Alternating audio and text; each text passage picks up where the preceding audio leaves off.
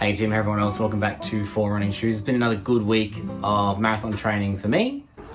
Yes, Luna, you good? My plan for this week was to really support my long run on the weekend with extra kilometers during the week. So instead of bumping it up 5 kilometers from previous weeks, I've bumped it up 10. So I ran 66 kilometers this week, which is not actually as far as I was hoping to be running this point in the marathon season. But I injured myself during the earlier parts of the year, and it meant that I was running at lower mileage coming into this season, which has, I think, not been ideal, but in saying that, I'm really happy with where my fitness is at. So I ran the 66 kilometers for the week in total. My long run for this week was a 30-kilometer run.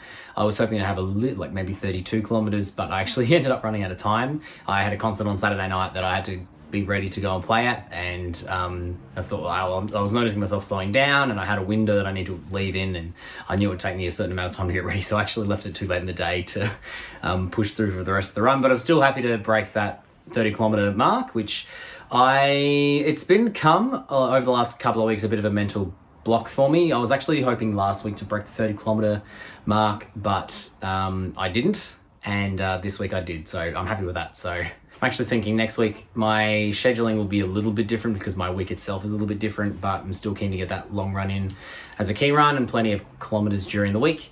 And still working on my nutrition. I don't think I probably prepared well enough for my long run this weekend. So I'm still looking at really loading hard 2 days before the run, but I don't think I've probably eaten enough just yet. So some more planning for me for next week to make sure that I get that all in so that I'm giving myself the best chance of having a really good long run over the weekend. In terms of other things, my speed work is really improving. I am noticing that having a weekly speed session has made a huge difference to my speed. I'm running faster 400-meter intervals than I have before, which is nice. I don't think I've quite hit a 400-meter PB, but I'm getting pretty close to it, which is nice. And a lot of these PBs I set like 5 years ago, and I'm a very different person now because I'm 27 now and I'm not 21. I could run faster earlier, but working on getting back to a space where I can set some time PBs. That's what I'm kind of looking forward to about the next season, but I'm keen to get through this marathon season first, because we are now within a month of the marathon itself, and I'm feeling pretty good about it. The 4-hour goal that I've set, I think is probably going to be reasonably ambitious. Reasonably as in I think it's reasonable. It's not going to be overdoing it, but it is going to be ambitious enough that I think it's probably still a good goal for me. I was thinking that it might be a bit easy, but actually no, now looking at myself, I'm thinking that that's actually going to be a good goal to set, and I'm thinking I'd even be happy with 4:10 for this marathon.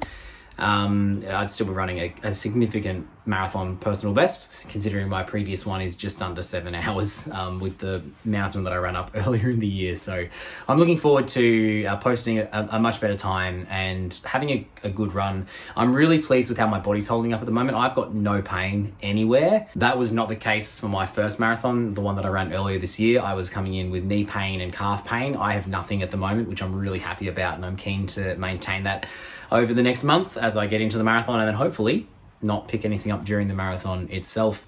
I've got another couple of big weeks, so I'll have a big week this week, a big week next week, and then I'll start my taper off. And I'm in a pretty good position, I think, to be tapering off well. During my last season, I didn't really do a taper. I kind of just stopped because I was injured and I wanted to get to race day and be able to run the race, which I was able to, but I dropped a lot of fitness in those 2 weeks. My fitness is looking really good at the moment, and I'm really happy with how my body's tracking with that. So I'm thinking that I'm in a pretty good spot for that. Probably not to run much faster than a 4-hour marathon, if I can do that at all, but still keeping that in mind.